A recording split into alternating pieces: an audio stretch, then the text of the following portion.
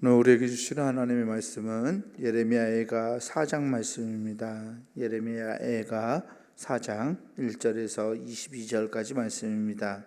제가 가진 성경으로 구약성서 1148페이지에 있습니다.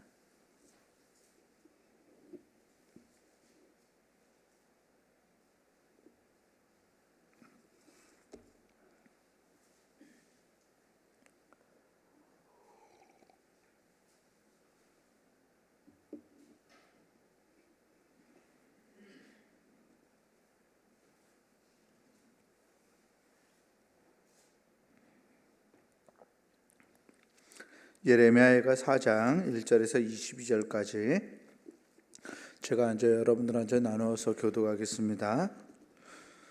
슬프다. 어찌 그리 금이 빛을 잃고 순금이 변질하였으며 성소의 돌들이 거리 어기마다 쏟아졌는고.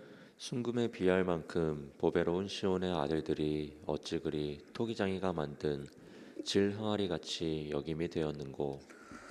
들깨들도 젖을 주어 그들의 새끼를 먹이나 딸 내 백성은 잔인하여 마치 광야의 타조 같도다. 젖먹이가 목말라서 혀가 입천장에 붙으며 어린 아이들이 떡을 구하나 떼어줄 사람이 없도다. 맛있는 음식을 먹던 자들이 외롭게 거리거리에 있으며 이전에는 붉은 옷을 입고 자라난 자들이 이제는 걸음더미를 안았도다. 전에 소돔이 사람의 손을 대지 아니하였는데도 순식간에 무너지더니 이제는 딸 내 백성의 죄가 소돔의 죄악보다 무겁도다. 전에는 존귀한 자들의 몸이 눈보다 깨끗하고 젖보다 희며 산호들보다 붉어 그들의 윤택함이 갈아서 빛낸 청옥 같더니 이제는 그들의 얼굴이 숯보다 검고 그들의 가죽이 뼈들에 붙어 막대기같이 말랐으니 어느 거리에서든지 알아볼 사람이 없도다. 칼에 죽은 자들이 줄여 죽은 자들보다 나음은 토지 수산이 끊어지므로 그들은 찔림받은 자들처럼 점점 쇠약하여 가미로다. 딸 내 백성이 멸망할 때에 자비로운 부녀들이 자기들의 손으로 자기들의 자녀들을 삶아 먹었도다. 여호와께서 그의 분을 내시며 그의 맹렬한 진노를 쏟으시며 시온의 불을 지르사 그 터를 사르셨도다. 대적과 원수가 예루살렘 성문으로 들어갈 줄은 세상의 모든 왕들과 천하 모든 백성이 믿지 못하였었도다. 그의 선지자들의 죄들과 제사장들의 죄악들 때문이니 그들이 성읍 안에서 의인들의 피를 흘렸도다. 그들이 거리에서 맹인같이 방황하며 그들의 옷들이 피에 더러워졌으므로 그들이 만질 수 없도다. 사람들이 그들에게 외쳐 이르기를 저리 가라 부정하다 저리 가라 저리 가라 만지지 말라 하였으며 그들이 도망하여 방황할 때에 이방인들이 말하기를 그들이 다시는 여기서 살지 못하리라 하였도다. 여호와께서 노하여 그들을 흩으시고 다시는 돌보지 아니하시리니 그들이 제사장들을 높이지 아니하였으며 장로들을 대접하지 아니하였음이로다. 우리가 헛되이 도움을 바람으로 우리의 눈이 상하며 우리를 구원하지 못할 나라를 바라보고 바라보았도다. 그들이 우리의 걸음을 엿보니 우리가 거리마다 다 다닐 수 없으며 우리의 끝이 가깝고 우리의 날들이 다하였으며 우리의 종말이 이르렀도다. 우리를 뒤쫓는 자들이 하늘의 독수리들보다 빠름이요 산 꼭대기까지도 뒤쫓으며 광야에서도 우리를 잡으려고 매복하였도다. 우리의 콧김 곧 여호와께서 기름 부으신 자가 그들의 함정에 빠졌으며 우리가 그를 가리키며 전에 이르기를 우리가 그의 그늘 아래에서 이방인들 중에 살겠다 하던 자로다. 우스 땅에 사는 딸 에돔아 즐거워하며 기뻐하라. 잔이 내게도 이르지니 내가 취하여 벌거벗으리라. 딸 시온아 내 죄악의 형벌이 다하였으니 주께서 다시는 너로 사로잡혀 가지 아니하게 하시리로다. 딸 에돔아 주께서 내 죄악을 벌하시며 내 허물을 드러내시리로다. 아멘. 우리 주님께서 주시는 은혜와 평강이 오늘 거룩한 성일 새벽 하나님께 나아가는 우리 모든 교우들에게 함께하기를 주의 이름으로 축원합니다. 오늘 우리가 읽은 이 예레미야가 4장 말씀은 만가 장례식장에서 부르는 장송곡이라고 할까요? 만가 또는 애가로 불려지는 노래인데, 특별히 예루살렘 성이 멸망하던 그 시절, 예루살렘 성이 멸망하는 그 광경을 정말 참남하게 그리고 있는 그러한 만가입니다. 1절에 이렇게 말씀을 시작해요. 슬프다 어찌 그리 금이 빛을 잃고 순금이 변질하였으며 성소의 돌들이 거리 어귀마다 쏟아졌는고 라고 말합니다. 금이 빛을 잃고 순금이 빛을 잃었습니다. 변질되었습니다. 금은 변하지 않는데 금이 변질되었다고 이야기하죠. 성소의 돌은 성전에 쌓여 있어야 할 돌들이 거리에 흩어져 있다라고 말하고 있어요. 그리고 순금에 비할 만큼 보배로운 시온의 아들들이 2절에 보니까 토기장이가 만든 지랑아리 같이 되었다라고 말씀하고 있죠. 성전의 돌들이 어떻게 하면 거리에 나뒹굴어져 있을까요? 성전이 바로 무너졌다는 표현을 그렇게 상징적으로 표현하고 있는 거예요. 금이 변하지 않는 금이 변할 정도로 정말 존귀하게 여기고 하나님께서 지키시며 하나님께서 보호하시는 하나님의 처소 예루살렘의 그 성전이 다 무너져 버리고 성전에 두었던 사람들의 희망, 그 희망도 그렇게 무너져 갔음을 선언하고 있습니다. 3절에 보니까 들깨들도 젖을 주어서 그들의 새끼를 먹이지만 딸 내 백성은 잔인해서 마치 광야의 타조 같도다라고 말하고 있어요. 이스라엘 사람들에게 이 광야의 타조는 알을 돌보지 않는 새로 인식됩니다. 때문에 어머니가 자신의 자녀들을 돌보지 못하는 상황을 표현하고 있죠. 쭉 계속 이어지는 말씀들이 예루살렘이 어떻게 멸망되었는지를 우리에게 보여주고 있습니다. 철저하게 멸망하였음을 말하고 있죠. 이 예루살렘이라는 성이 무너졌다라는 것 자체가 이 이스라엘 백성들, 아니 그 이방 사람들에게까지도 정말 너무나 충격적인 사실이었음을 이 시를 통해서 전개하고 있습니다. 존귀한 자들의 몸이 눈보다 깨끗하고 젖보다 희며 산호들보다 붉어서 그렇게 아름다운 보석 같았는데 8절에 보니까 이제는 그들의 얼굴이 숯보다 검고 그들의 가죽이 뼈들에 붙어서 막대기같이 말랐다. 그래서 그 예루살렘에 살았던 그 존귀한 자들을 알아볼 사람이 없었다라고 말씀합니다. 그 전에 6절에서도 전에 소돔이 사람의 손을 대지 아니하였는데도 순식간에 무너지더니 이제는 딸 내 백성의 죄가 소돔의 죄악보다 무겁다라고 말씀하고 있습니다. 특별히 딸 내 백성의 죄가 소돔의 죄악보다 무섭다라고 하는 이 표현, 예루살렘 백성들의 죄가 소돔의 백성들, 소돔과 고모라의 백성들보다 무겁다고 이야기하고 있는데요. 그 이유가 뭐냐면 소돔과 고모라가 죄를 졌잖아요. 죄인들이 살던 악을 행하던 그런 성읍이었는데 이 소돔 고모라가 어떻게 무너졌나요? 하나님이 순식간에 한 번에 심판하셔서 그 성이 무너졌거든요. 그런데 예루살렘 성은 1년 반 이상을 예루살렘을 무너뜨리려고 했던 이 바벨론 백성들과 대치를 하면서 1년 반을 버텼던 거예요. 성의 식량이 점점 떨어져 가고 먹을 것이 없어지고 또 싸울 기력이 없어지고 밖에서는 계속 에워싸고 있고 이 성 안의 사람들은 차츰 이렇게 굶어 죽어가는 거죠. 그러다 보니까 자기의 아이들을 엄마가 잡아먹는 지경, 부모들이 어미가 자기의 자녀들을 삶아서 먹어야 하는 지경에까지 이르게 됩니다. 여기 10절 말씀을 보면 딸 내 백성이 멸망할 때에 자비로운 부녀들이 자기들의 손으로 자기들의 자녀들을 삶아 먹었도다라고 표현하고 있죠.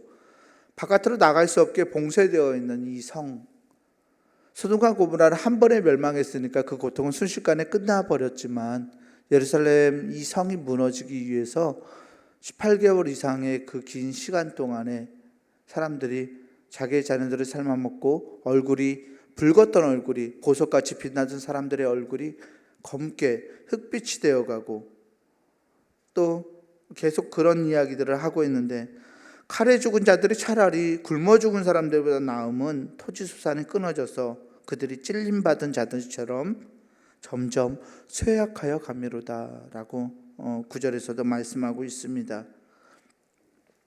하나님의 진노가 예루살렘 성에 이르렀을 때, 예루살렘을 심판했을 때 그 심판은 한순간이 아니라 계속 그 예루살렘 백성들의 목을 조여오는 그러한 심판이었습니다.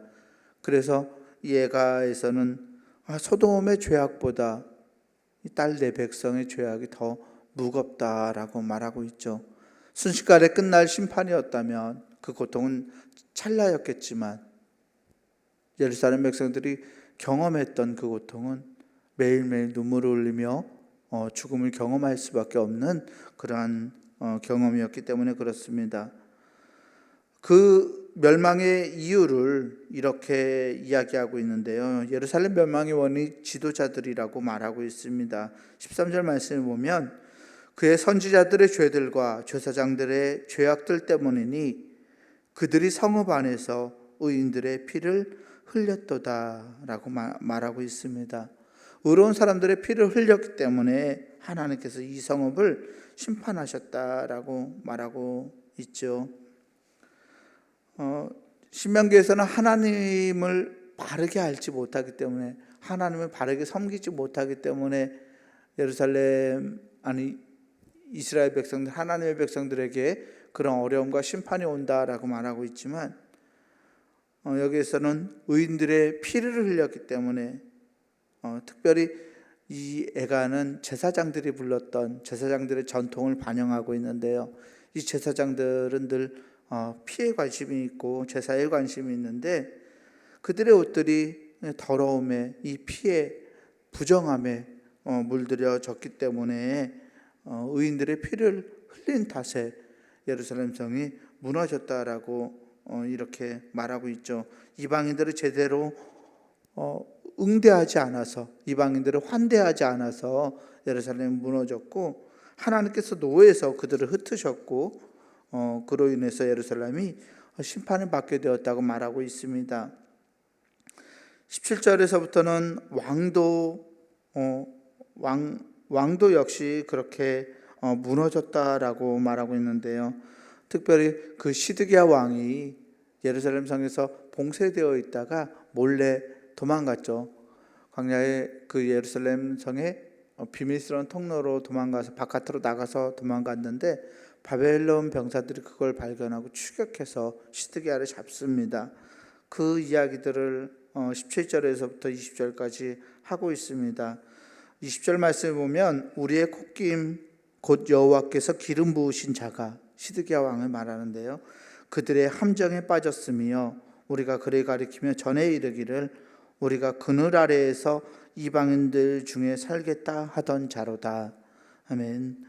시드기야 왕은 바벨론 제국과 대치하면서 이집트에게 의지했던 자예요. 우리가 그의 그늘 아래에서 이방인들 중에서 살겠다. 다른 나라를 의지해서 바벨론과 대적을 했죠. 그래서 17절에도 우리를 구원하지 못한 나라를 바라보았다라고 이렇게 노래하고 있어요. 이집트를 의지하고 다른 나라를 의지하고 다른 세력을 의지해서 하나님의 도우심을 구하지 못했던 왕이 있었을 때, 그런 왕이 있었을 때 예루살렘은 무너질 수밖에 없었다라고 말하고 있습니다. 그렇다면 이 예루살렘의 백성들이 어디에 희망을 두어야 할까요? 백성들의 지도자들도 선지자들도 왕도 다 무너져 버렸을 때, 이 도성에 어떠한 희망 하나도 없을 때 예루살렘 백성들은 어떻게 해야 할까요? 22절 말씀을 보면 딸 시온아 내 죄악의 형벌이 다하였으니 주께서 다시는 너로 사로잡혀 가지 아니하게 하시리로다. 딸 에돔아 주께서 내 죄악을 벌하시며 내 허물을 드러내시리로다. 아멘. 에서의 후손이었던 이 에돔 백성들이 이스라엘 백성들이 이렇게 심판당하는 것을 보면서 즐거워합니다. 21절에는 즐거워하는 모습을 담고 있는데요. 22절에 딸 시온아 내 죄악의 형벌이 다하였으니 라고 말하고 있어요. 무슨 말입니까? 이스라엘 백성들의 하나님의 심판이 끝날 때까지 희망은 없다. 그런데 하나님의 심판이 끝나게 되면 그제서야 이스라엘 백성들에게, 예루살렘 백성들에게 희망이 솟아날 수 있음을 말하고 있습니다. 심판의 끝까지 다 받은 후에 그 후에 하나님께서 너희들을 다시 회복시킬 거라고 말하고 있죠. 주께서 다시는 너로 사로잡혀가지 아니하게 하시리로다 라고 말씀하고 있습니다. 내가 돌이키기만 하면, 내가 하나님께로 돌이키기만 하면 하나님께서 그 심판을 거둔다라고 하셨던 이 신명기 신학과 달리 예레미야 애가에서는, 이 애가 4장에서는 하나님의 심판이 끝날 때까지는 너희들은 결코 회복되지 않을 거다. 그런데 하나님의 심판이, 그 심판을 다 받은 후에는 하나님께서 그제서야, 그때에는 너희 백성들을 하나님의 품 안으로 다시 부르실 것이라고 말씀하고 있습니다. 이제 남아있는 이 백성들에게, 이제 너희들에게 임한 하나님의 심판은 끝났으니 하나님께서 회복시킬 것이라고 말입니다. 하나님께서는 당신의 살아가는 자들을 회복시키시는 분인 줄 믿습니다. 우리가 믿음으로 하나님을 바라보고 그 믿음으로 하나님을 향해서 나아가고 있을 때, 포기하지 않을 때 하나님은 우리를 통해서 하나님의 역사를 이루어 가시고 우리를 통해서 회복시켜 가실 줄 믿습니다. 특별히 오늘 읽었던 이 예레미야 애가는 바벨론 땅으로 끌려갔던 그 엘리트들, 이스라엘 남왕국 유다의 똑똑했던 사람들이 말하고 있는 하나님의 아내입니다. 이 애가는 무너진 예루살렘, 정말 멸망하는 예루살렘, 그래서 아무것도 희망할 수 없는 그 땅 가운데 남아있는 사람들이 이 뭐라고 할까요? 장례식 노래처럼 이렇게 슬프게 사람들 사이에서 남아있는 사람들이 불렀던 이 노래이기 때문에 이 노래에서는 하나님의 심판이 끝났으니까 이제 하나님께서 우리를 끌려가지 않게 하실 거다라는 말씀을 하고 있죠. 우리는 여전히 이 세상에 남아있는 자들입니다. 이 세상에 남아있는 우리들은 이 세상 속에서 어떤 일들을 경험하며 살아갈지도 모릅니다. 때로는 나락과 같은 절망이 우리의 삶 앞에 놓여 있을 수도 있고, 요즘 우리가 겪고 있는 것처럼 우리의 위기들, 또 경제적인 위기들, 코로나 바이러스로 인한 위기들, 여러 가지 위기 가운데서 살아갑니다. 하지만 우리가 이 가운데서 희망을 품을 수 있는 것은 하나님께서 우리와 함께 하신다는 것, 그리고 하나님께서 우리를 그대로 끌려가게 하시지 않을 것이라는 믿음 때문에 그렇습니다. 우리가 이 믿음을 가지고서 하나님을 바라볼 수 있기를 소망합니다. 지금 어렵고 두렵고 불안하고 힘들지만 우리를 통해서 하나님의 나라를 세워가실 그 하나님의 신실하신 은혜, 그 자비를 우리가 기억하고 주님의 긍휼하심을 바람으로 하나님께 간구하고 나아갈 수 있는 우리 모두가 되기를 주의 이름으로 간절히 축원합니다. 기도하겠습니다. 은혜로우신 아버지 하나님 감사합니다.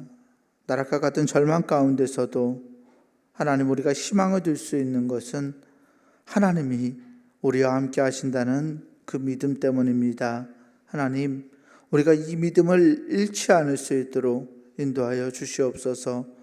우리 삶의 상황들이 어려워지고 우리가 정말 절망 가운데서 처하게 되고 우리 안에 슬픔이 만연할 때에도 하나님이 나와 함께 하신다는 믿음으로 주님의 도우심을 간구하고 바라고 희망할 수 있는 우리가 되게 하여 주시옵소서.